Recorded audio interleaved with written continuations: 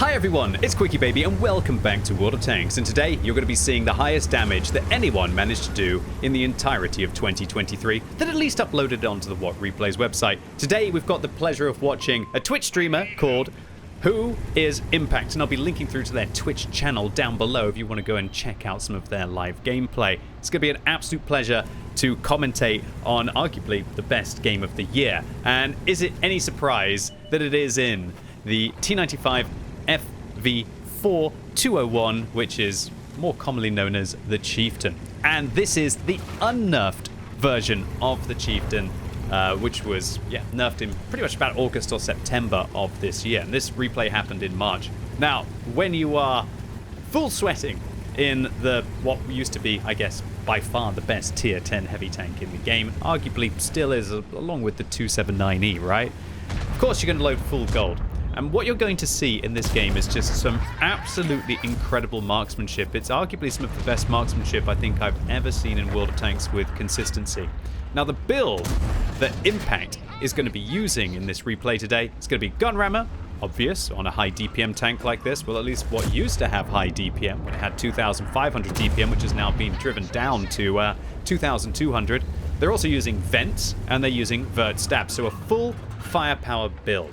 And on a vehicle like the Chieftain, at least before the nerf to it, when its top speed used to be 46 kilometers an hour, then you could get around quick enough even without using a turbo on this vehicle, apart from on some maps where you really want to be trying to challenge those early positions. You know, getting to that ridgeline and being the god of the ridgeline is always what the Chieftain is about.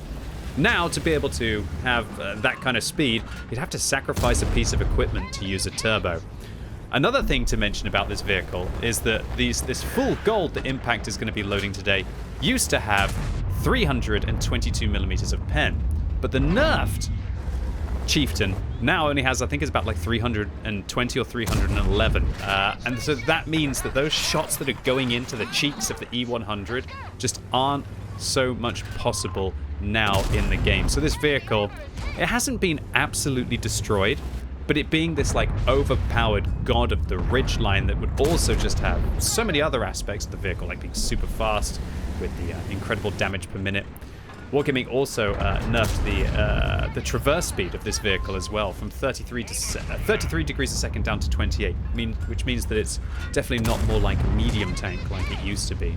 So all of these shots that you see going in now, they are gold and they're kind of like orange indicator. So the nerf version of the Chieftain, with its lower gold pen, would actually really struggle to be consistently getting these shells in. It doesn't take many millimeters of pen to lose to really make all the difference. And any of you out there who have played vehicles like the 121B, for example, will know that that 350 heat pen just hits different. And all the way through this replay, you're going to see that Impact just hits different. I mean, it's just the dream start, right? 6,500 combined in the first 4 minutes and 30 seconds of this battle without losing a single hit point. And a quick intuition switch to go through the back of the STRV-103B, who's completely caught out here. And this is just farming, absolutely farming, up to 6,400 in the first 4 minutes of this battle. Oh, what a clutch shot there with the great high HE pen of the Chieftain at 140 millimeters of HE pen going through the top of the STRV. I'm not sure if that hit the weak point or just the weaker armor at the top, which was angled down. And man, just watching this thing, I think that more that I watch this replay, I've watched it a few times now, for reasons I'm going to discuss in a little bit. But the more that I just think about how much that gold pen has definitely hurt this vehicle. It's hurt a tank like the Object 279E as well, going down from the 340 pen that vehicle previously had to the 320 now. Means that it's just not so easy to be able to whiff at plates that you used to be able to take for granted, is what I'm trying to suggest. So, Impact, just check out Impact's marksmanship in this game. Their mouse control is flawless. What they're doing is just absolutely outrageous. But I want to highlight this part of the game here. Impact dives around the corner, again, to bypass the FV215B183. They shoot the griller, and they reverse. Now, they're not blocking the path. They're not intentionally blocking the FV215B183. If the FV wants to go around the corner with their 800 hit and 92 hit points, they can easily take a shot. And they should have gone around the corner and one-shot the griller. Impact, this is part of the replay that seems to really upset the FV, but I don't see that Impact is doing anything wrong here. They could go and take the shot for the FV, I guess. There's just absolutely no need for Impact to do that. And he might as well just control the situation, destroy the Gorilla without taking a single shot, and therefore be able to invest those hit points later on in this game where they're over 10,000 damage already. So some players, I was thinking, the first time I watched it, I thought, as you're going to see what the FV says later, that was Impact actually kind of blocking the FV there. But after watching it a couple times, that's not intentional blocking. The FV had every right to be able to go around the corner and to be able to get the full amount of the Gorilla health. And as you can see, Impact doesn't even nudge the FV. They're just playing their game. They're farming. And at the end of the day, when you're trying to be competitive in the most competitive tanks in the game, you want to get everything that you possibly can. Of course, you shouldn't block your allies, but Impact didn't intentionally block the FV215B183 there. They had the choice to be able to go around and engage the Gorilla if they truly wanted to. And the fact that that FV just shot Impact in the side just shows that they were just tilted for absolutely no reason. And they just reacted with anger instead of just keeping calm and just going around the corner. If they wanted to tank the shot, they should have tanked the shot. And then they could have done the whole of that Gorilla in a single shell from the FV, which would have been good trades. So Impact is just absolutely slamming this round now, deals with the mouse, and now has the back of yet another tank destroyer. How many tank destroyers is Impact going to outplay this game with how they maneuver around the battlefield? Now, they did lose a substantial amount of hit points to the FV215B183 on the enemy team, but it also allowed the FV215B183 on Impact's team to finish off the FV. And you can see that this FV in chat right now is just angry for, I think, the sake of being angry. I think that they're just an irritated player for absolutely no reason. Whereas Impact is calm, calculated, controlled. They knew that the Gorilla would be around the corner, and I think that's only going to make the FV215B even more angry. And unfortunately, in video games, quite often, if you get mad, you're going to play bad. And I think that is exactly what happened to the FV here. I could understand his anger if Impact had actually done something to him, but really he didn't. Now, when I first watched the replay, I thought, oh god, is this another hardcore chieftain player who uses their allies to get through the situation? But no, what I think that we're seeing here is just calm, calculated demolition of the enemy team from somebody who realizes that if you're an exceptional player, that you don't want to lose your hit points. If you can get your allies to tank for you or to be a distraction, then sometimes that's going to be the best use of your allies, whether they like it or not, right? So now, with 11 rounds left on the tank, Impact is trying to figure out where the Leopard or the artillery could have been able to flank around is going to be in the cap circle. Remember, the Chieftain has 410 meters view range, so with Vents, a premium consumable, Impact is going to have crazy view range here, enough to be able to see the Leopard at a decent distance. But you don't really want to hang around in this spot for very long. This looks like the ultimate artillery shot of the century right there, into an FV4005 and also the Chieftain as well. So Impact turns around, knowing that the Leopard isn't stupid. They've already got 4 kills to their name on the Leopard, and the artillery, to all intents and purposes, could be able to jam them.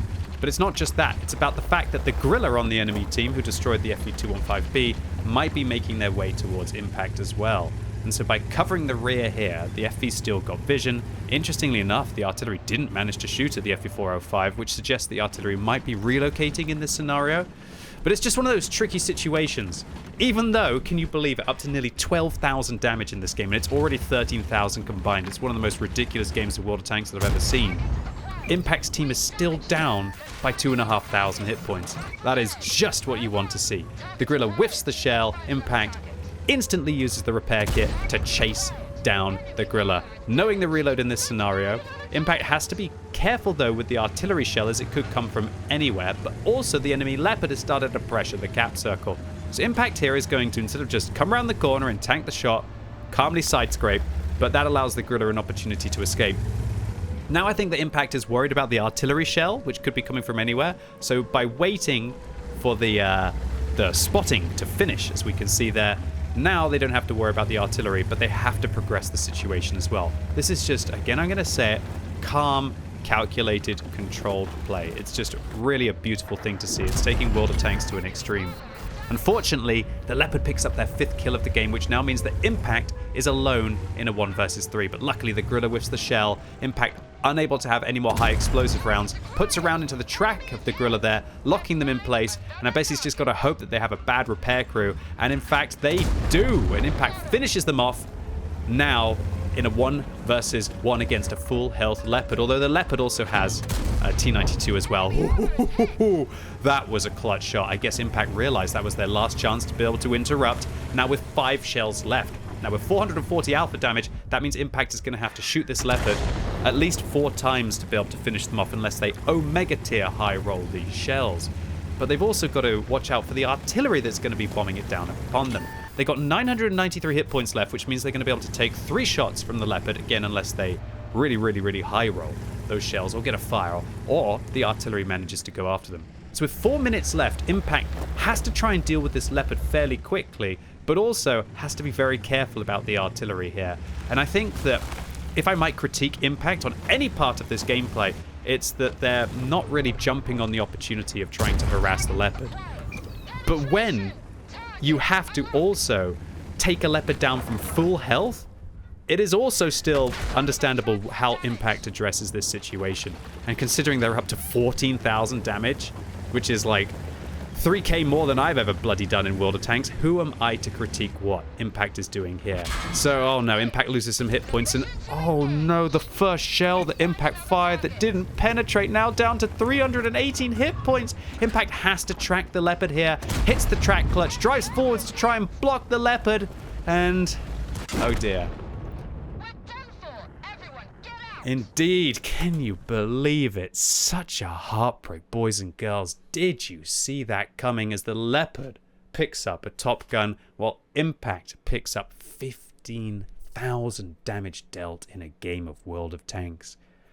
Impact penetrated like, what, 35, 36 shells here in a row until that one bounce off the mantlet of the Leopard, a shell that most of the time your shots are going to go in, and I don't think it was a misfire by Impact. You have to take your chances in that kind of situation to try and deal with the Leopard, especially when they've just penned you and put you down to being a one shot after the artillery minces a few of Impact's hit points away. This was one of the most wild games of World of Tanks I've ever seen, and it shows you what you can achieve not only when you play an overpowered tank, but when you are very much an overpowered player, like Impact is. This was flawless World of Tanks, and Impact deservedly achieves the title of top damage of 2023. So holy marksmanship, Batman. This was 38 hits out of 38 shots, and 37 of those 38 penned, with only 1 shell ricocheting on the Leopard, which snowballed the game into the enemy team's favor. And that shows you how extreme some games of World of Tanks can be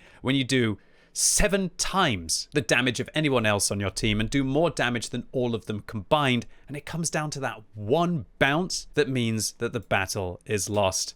But Impact still got more experience, even with this loss, than anyone on the enemy team did for a win, even with the Leopard on the enemy team picking up a top gun. So Impact, congratulations to you on top damage of 2023, and thank you so much for uploading it onto the What Replays website for the community to enjoy. I hope I did your game justice with my commentary, and once again, if you want to check out Impact, you can catch them on who_is_Impact on Twitch TV. Anyway, ladies and gents, boys and girls, that was the top damage of 2023. Really hope you enjoyed this video. If you did, give it a thumbs up. If you hated it, give it a thumbs down. And let me know in the comments down below what you thought about that interaction with the FV215B183 player. Do you feel that Impact was blocking them? Or do you think that the FV was just tilted, that they made irrational decisions? And if you're watching this video as it goes live on Tuesday, I'm going to be going live all day on twitch.tv/QuickyBaby, giving out new drop tokens so that you can get closer to your Eagle tank, or alternatively some of the cool Christmas stars. So really looking forward to seeing you all live right now on twitch.tv/QuickyBaby. And as always, thank you so much for watching. You've been epic, and hopefully I'll see you soon.